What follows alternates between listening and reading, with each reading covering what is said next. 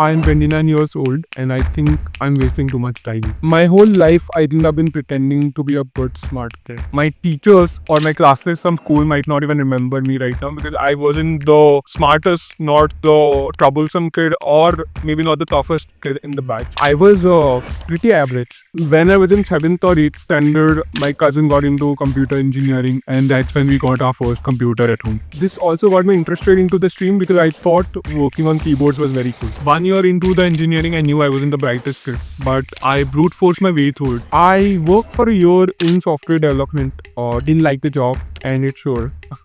It clearly showed. I left the job, prepared for my MBA, got into marketing because I thought marketing was very creative and cool. Sadly, my first job was into sales.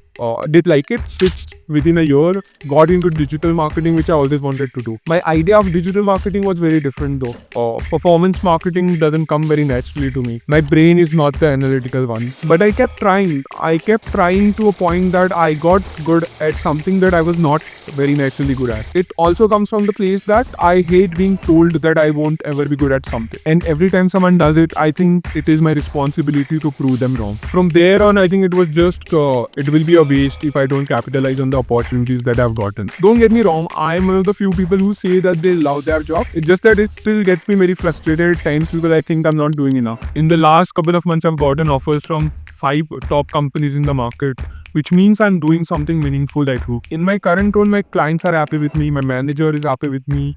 My subordinates, they don't complain about how I get work done from them. The accounts by all standards are great, but it still frustrates me a lot. And I think it comes from the point that there's a slight difference between where things are and how I want things to be. And to bridge this gap, I think I started making art. The 1 second reels which I make wasn't really good at it to begin with. There's a close friend of mine I met last year. She was a constant motivator behind those reels. She still is.